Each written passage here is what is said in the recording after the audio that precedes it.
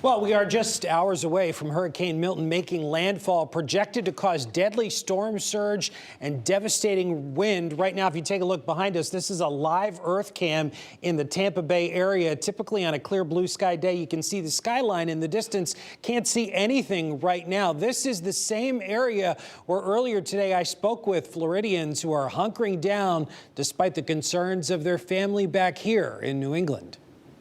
A lot of places nearby were devastated. Just 2 weeks since the devastation and debris caused by Helene. It's going to blow all that stuff around, making what is a dangerous situation to begin with even more dangerous. Now, a double whammy, this time stronger. We are indeed in that cone. A cone of uncertainty that's been shifting by the hour. This is as perfect of a hurricane as you're going to get in terms of the potential to do damage. Lori Soar and Dan Marcella are both squarely in Milton's path, but are staying put.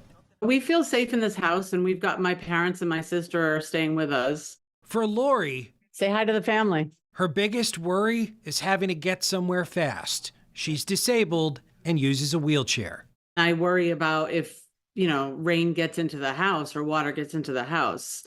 The wheelchair, that's my legs.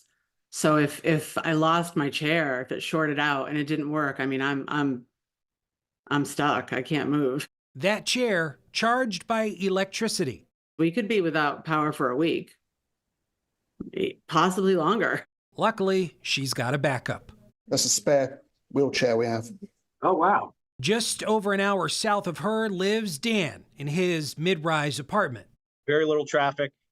The wind hasn't really picked up yet.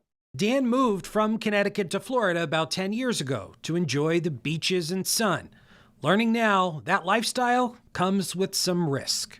My wife and I were looking at purchasing a home here in Tampa relatively shortly. And then these sort of natural disasters really have made us rethink where we're analyzing putting down our roots.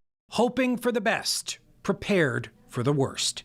Should we run out of ice, we've got Ziploc bags filled with frozen water.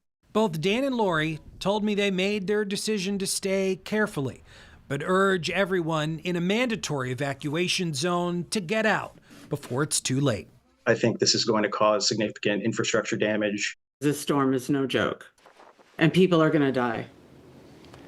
And the devastation in Florida will no doubt have a ripple effect across the country. Eversource told me today they're on standby to provide mutual aid for power restoration, while the Red Cross of Connecticut put out an urgent call for blood donations. In the studio, Matt Caron, Fox 61, Connecticut's news station.